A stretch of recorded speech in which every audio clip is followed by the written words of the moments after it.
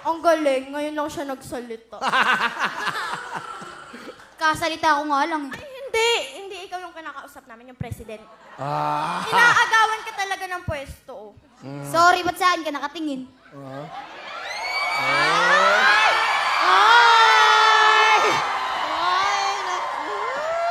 Excuse me po, crush ko po sarili ko. Ano ibig mo sabihin sa siya nakatingin? Ano ibig sabihin nun? Parang sa akin niya, pinapaiwati yung sinasabi niya.